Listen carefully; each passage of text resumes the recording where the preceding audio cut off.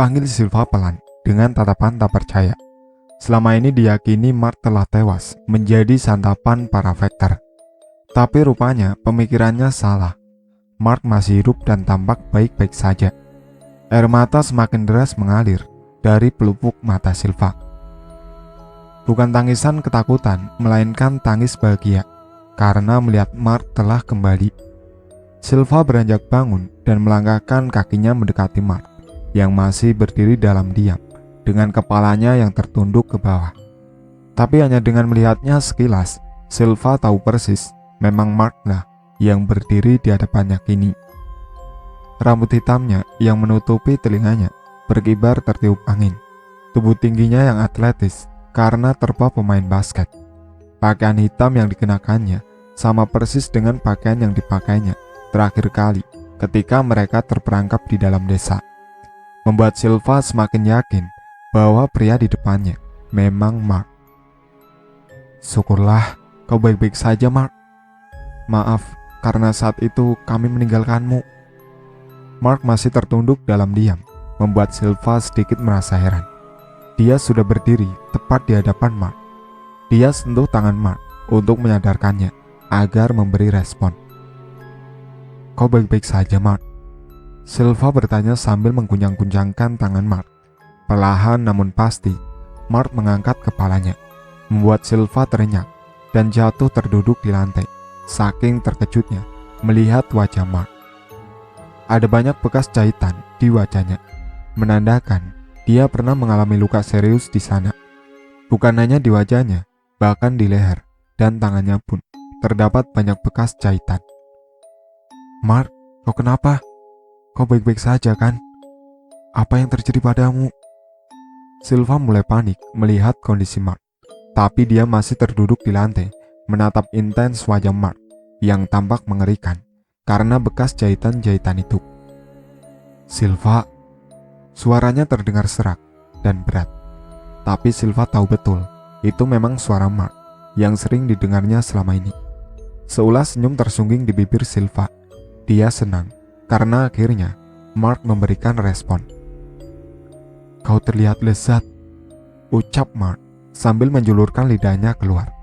Air liurnya menetes keluar dan kedua matanya melotot menatap lapar pada Silva. Senyuman sirna begitu saja dari bibir Silva digantikan raut ketakutan yang amat sangat. Mark yang berada di depannya sekarang bukanlah Mark yang dia kenal dulu. Silva berpikir mungkin Mark telah dirubah menjadi Vector. Namun yang membuatnya heran adalah penampilan Mark. Berbeda dengan para Vector lain yang mengenakan seragam militer serta dilengkapi senjata di tangan mereka. Mark tidak mengenakan seragam itu. Dia juga tidak memegang senjata apapun di tangannya. Itulah sebabnya Silva tidak mencurigai sedikit pun bahwa Mark telah dirubah menjadi Vector. Silva merangkak mundur ketika Mark berjalan ke arahnya, masih dengan lidahnya yang terjulur keluar dan air liurnya yang tak hentinya menetes. Berhenti, Mark. Aku mohon, jangan sakiti aku, pinta Silva dengan berlinang air mata. Tapi sama sekali tak berpengaruh apapun pada Mark. Dia tetap melangkah semakin mendekati Silva. Terdengar suara benturan tubuh Silva dengan dinding pembatas rooftop. Dia sudah tidak bisa merangkak mundur lagi. Silva berusaha bangun dan berniat untuk lari. Mark menggenggam tangan Silva membuatnya meringis kesakitan karena cengkraman tangan Mark sangat kuat. Lepaskan aku, Mark, lepaskan, teriak Silva histeris sambil meronta-ronta mencoba membebaskan diri. Mark menyeringai seram dan mendekatkan mulutnya ke tangan Silva yang dicengramnya. Seketika suara teriakan Silva terdengar membahana di atas rooftop.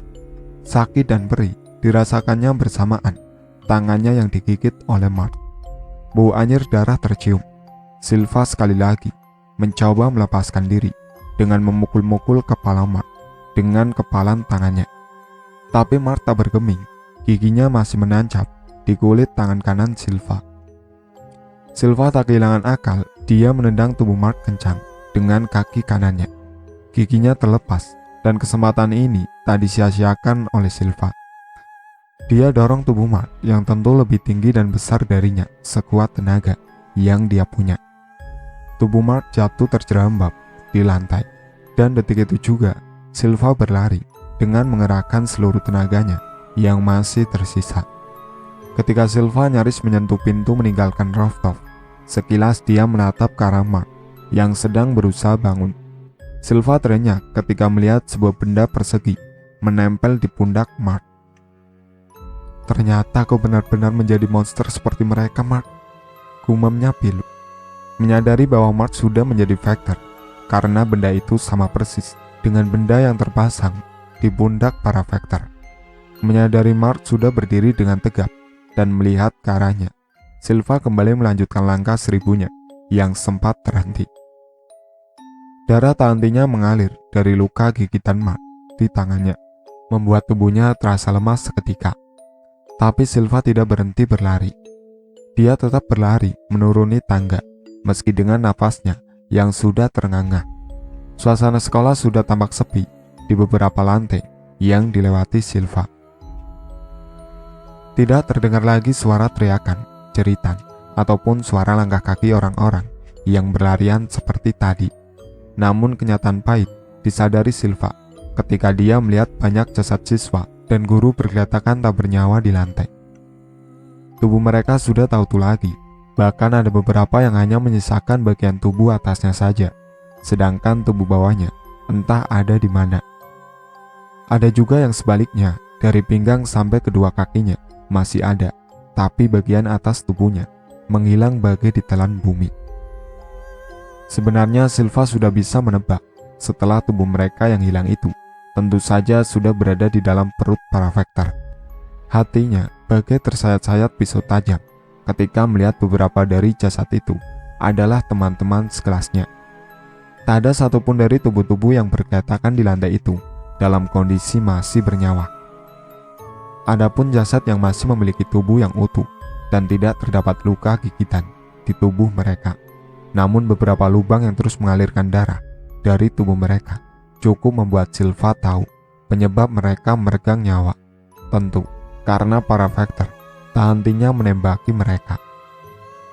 Sungguh kejam mereka, namun yang lebih kejam adalah orang yang sengaja menciptakan mereka. Pada awalnya Silva selalu berpikir untuk tujuan apa mereka menciptakan desa beserta monster-monster yang menghuninya. Tapi kini Silva mengetahui dengan jelas tujuannya. Mereka melakukan ini untuk menghancurkan kedamaian umat manusia. Lebih tepatnya menghabisi semua manusia yang hidup damai di kota ini, bahkan di seluruh pelosok negeri ini. Dalam pelariannya, tak hentinya Silva menutup hidungnya. Bau anyir dari darah yang menggenang di mana-mana, serta potongan-potongan tubuh yang tercecer di lantai. Jangan lupakan orang-orang tubuh manusia yang berserakan di sepanjang jalan, membuat Silva nyaris tak sanggup menahan rasa mualnya.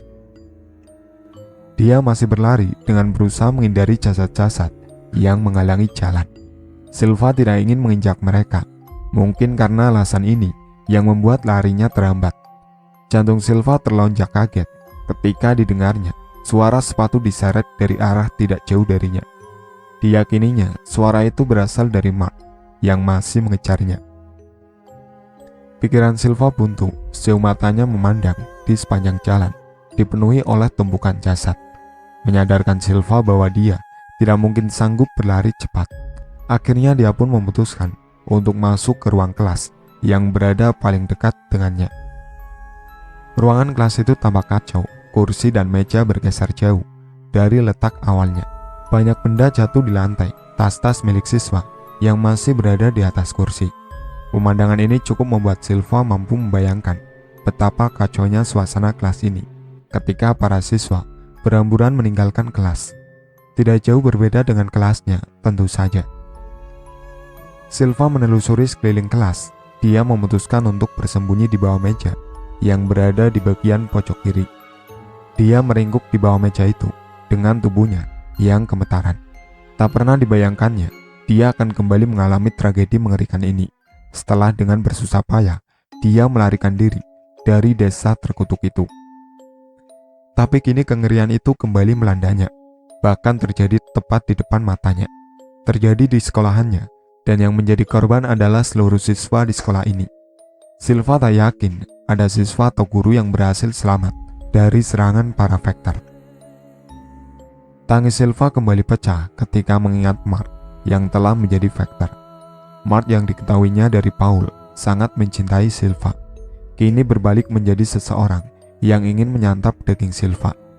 Diakuinya selama ini dia menganggap Mark dan Paul sebagai sahabat baiknya.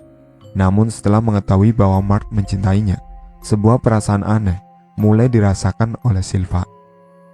Kenangan ketika pertama kali mereka bertemu, entah mengapa kembali menghantui pikiran Silva.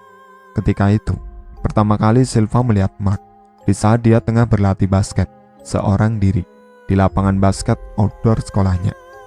Kemampuannya sangat mengagumkan di mata Silva, membuatnya termotivasi untuk bergabung dengan tim basket putri di sekolahannya. Semenjak bergabung dengan tim basket putri, dia sering bertemu Mark. Mark, pria yang sangat ramah, ceria, senang bercanda, dan cukup nakal untuk ukuran seorang siswa. Dia sering membolos dan rambutnya yang dibiarkan memanjang hingga menutupi telinganya jelas sangat bertentangan dengan peraturan sekolahnya yang melarang siswa laki-laki untuk memanjangkan rambutnya. Hanya dengan melihat penampilan Mark, siapapun akan tahu bahwa dia siswa yang bandel. Dia juga memiliki wajah yang tampan, meski belum sanggup mengalahkan ketampanan siswa paling populer di sekolahan Silva. Namun bagi Silva, berinteraksi dengan orang seperti Mark jauh lebih membuatnya nyaman dibandingkan berinteraksi dengan pria seperti Paul yang cerdas, serius, dan sangat patuh pada peraturan.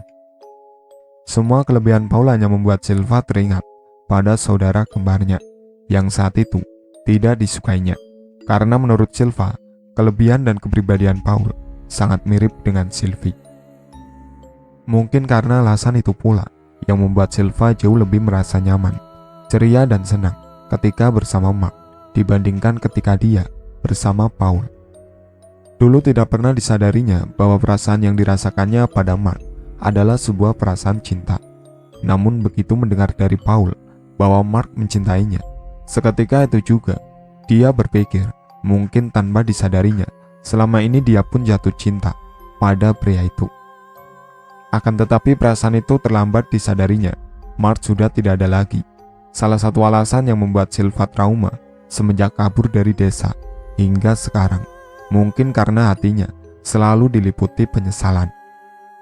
Dan kini nyaris tak bisa dipercayainya, pria yang ternyata sudah cukup lama dicintainya kembali muncul di hadapannya. Namun ironisnya, pria yang awalnya rela mengorbankan nyawanya demi keselamatan Silva, kini berbalik, ingin menjadikan Silva sebagai santapannya. Adakah sesuatu yang lebih menyedihkan dari ini? Tak hentinya air mata Silva menetes, hatinya terus membisikkan nama Mark.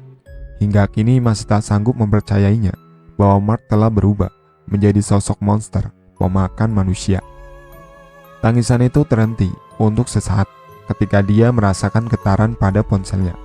Kelegaan tiada tara memenuhi seluruh relung hatinya ketika dia melihat nama ibunya terpampang jelas di layar ponselnya. "Halo, ibu, ibu," panggilnya histeris tanpa disadarinya bahwa sosok Mark sedang berada tepat di samping kelas yang dijadikan Silva sebagai tempat persembunyian. Mark memasang telinganya mendengarkan suara Silva berasal. Ibu, tolong aku." "Silva, syukurlah kau baik-baik saja sayang. Kau ada di mana?" "Ibu sedang menuju sekolahmu," jawab Joseph di seberang sana. "Aku masih di sekolah. Aku sedang bersembunyi di salah satu kelas. Tolong aku, Bu. Semua orang di sini mati dan ada Vector yang mengejarku." Suara Silva bergetar, menandakan betapa ketakutannya dia saat ini. Suara pintu kelas dibuka, sontak membuat Silva terenyak dan menatap ke arah pintu. Tubuhnya semakin gemetaran. Dia bekap mulutnya, menahan agar suara tangisannya tidak keluar. Ketika dilihatnya, Mark sudah masuk ke dalam kelas. "Silva, oh Silva, aku tahu kau ada di sini. Aku bisa mendengar suaramu. Jangan takut, aku tidak akan memakanmu. Keluarlah.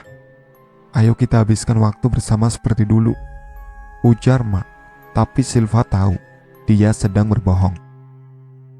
Suara sepatu Mark membentur lantai terdengar nyaring di telinga Silva, membuat jantungnya berdetak tak beraturan saking takutnya. Silva, Silva, panggil Mark sambil memeriksa satu persatu bawah meja dan kursi di kelas itu. Satu hal yang Silva sadari, meski Mark sudah dirubah menjadi Vector, tapi dia masih mengingat Silva dengan baik. Dari perkataan barusan, terdengar jelas dia mengingat semua kenangannya bersama Silva.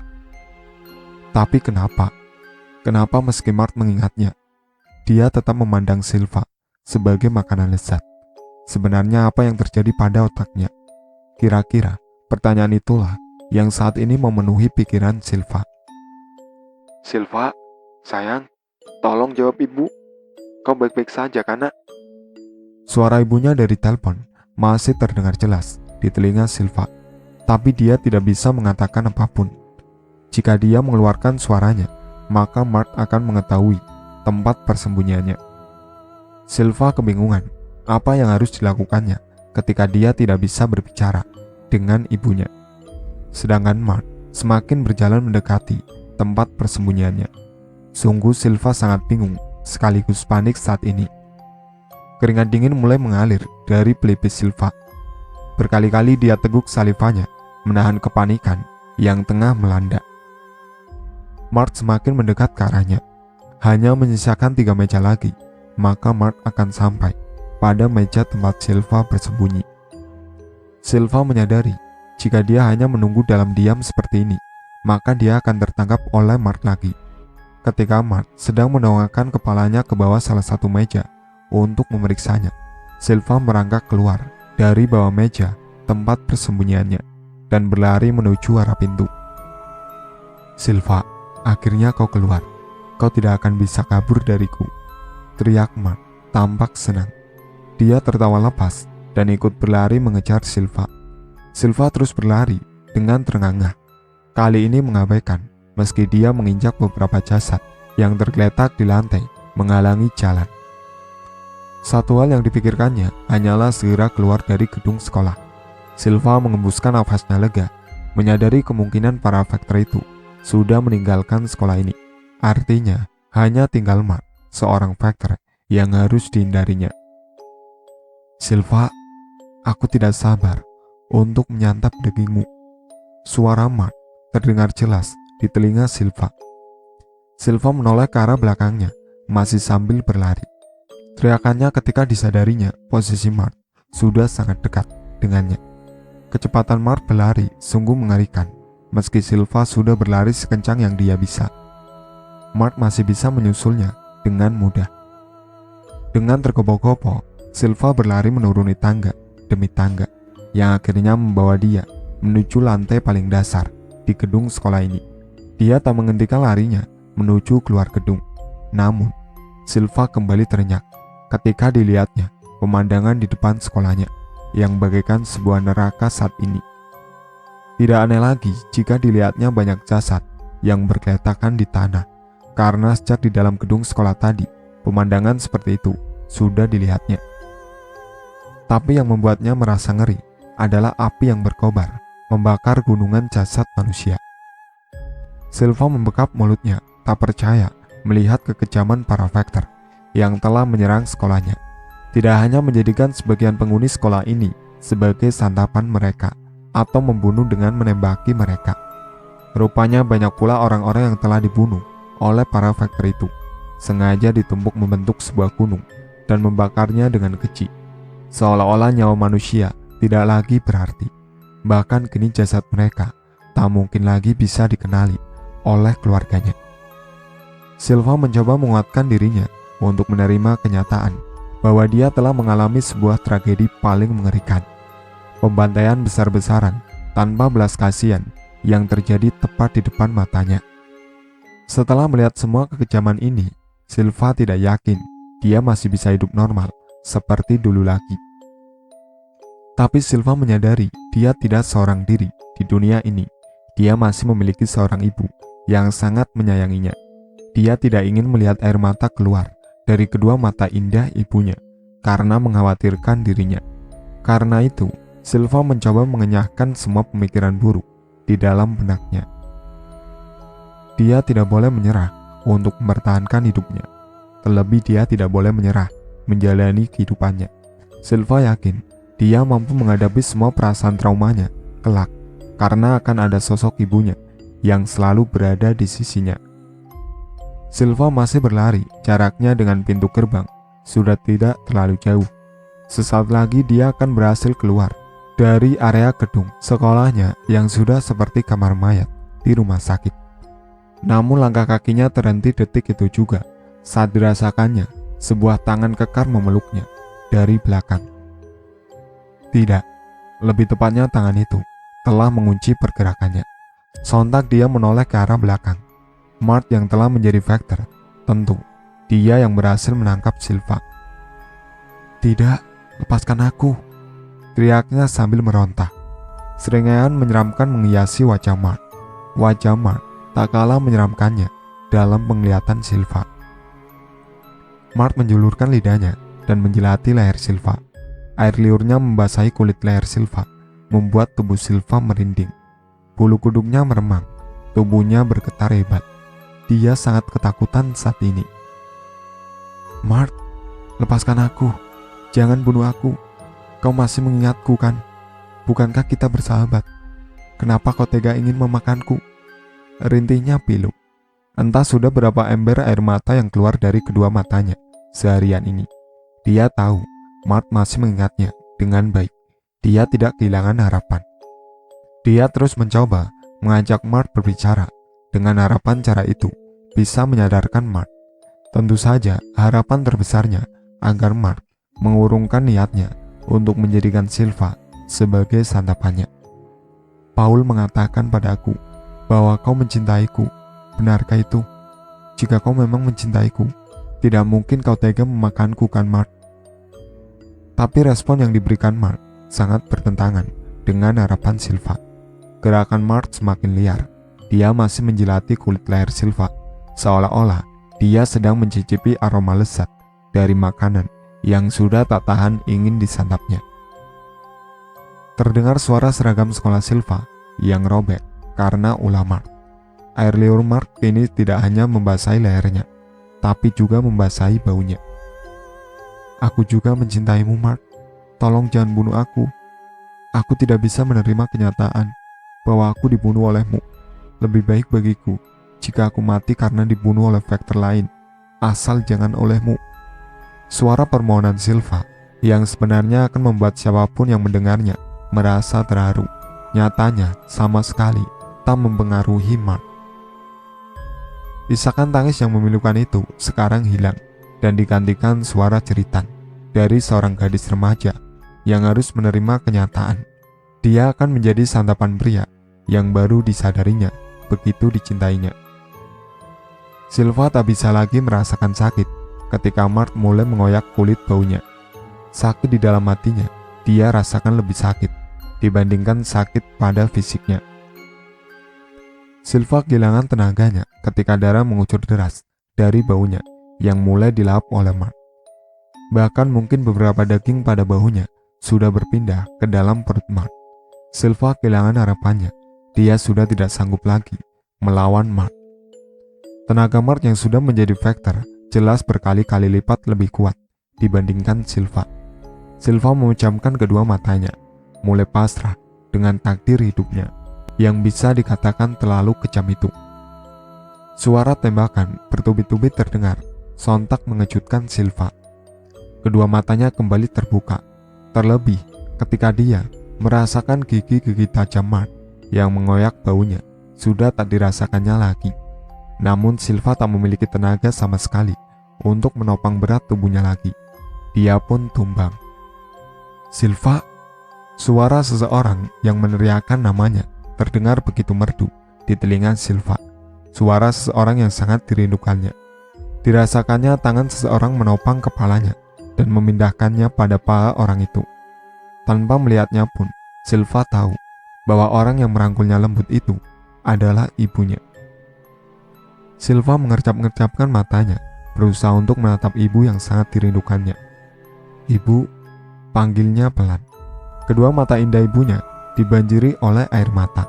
Dia menekan kuat bau Silva, mencoba untuk menghentikan darah Silva yang tak hentinya keluar. "Sakit sekali, Bu." "Tahan sayang, kau putri ibu yang paling kuat. Kau pasti bisa menahannya." Suara ibunya terdengar bergetar. Silva tahu bahwa ibunya sedang begitu mengkhawatirkan kondisinya. "Aku takut sekali." "Ada ibu di sini. Kau akan baik-baik saja, sayang." "Dingin sekali, Bu. Apa aku akan mati?" Tanyanya dengan suara yang teramat pelan, namun mampu membuat Josette gemetaran, saking takutnya. Dia memeluk Silva erat. "Tidak, Pak. Kau harus kuat. Kau tidak boleh meninggalkan ibu." Dalam rasa sakit yang memenuhi sekujur tubuhnya, berpusat di bagian baunya yang dikoyak oleh Mark. Tiba-tiba, terlintas wajah Sylvie di benaknya. Sylvie tengah tersenyum padanya, melambaikan tangan padanya, seolah-olah dia sedang melarang Silva untuk mendekat ke arahnya. Sylvie tersenyum sebelum akhirnya menghilang dari pandangannya. Di tengah kesadarannya yang mulai meredup, Silva tahu yang dilihatnya hanyalah sebuah halusinasi. Tapi entah mengapa, bayangan Sylvie yang terlintas di benaknya itu memberikan sebuah kekuatan lebih pada Silva. Sebuah kekuatan untuk tak menyerah mempertahankan hidupnya. Kedua matanya terasa berat dan ingin rasanya terpejam, tapi sekuat tenaga Silva mencoba tetap membuka matanya. Dia mengalihkan tatapannya yang sejak tadi tertuju pada wajah ibunya. Dengan lemah, dia melirik ke arah Mark yang tengkurap di tanah, tidak jauh dari tempat Silva terbaring lemah di tanah. Seorang pria seusia ibunya yang pernah ditemui Silva di markas militer bernama WFM, tengah berdiri tepat di dekat tubuh Mark dengan sebuah pistol di tangannya. Kapan saja dia bisa menembak Mark. Disadari oleh Silva, suara tembakan tadi pastilah berasal dari pistol pria itu. "Jangan bunuh dia," ucap Silva sambil tangan kirinya terulur ke arah Mark. Sontak hal itu membuat Josette dan Leon terbelalak kaget bersamaan.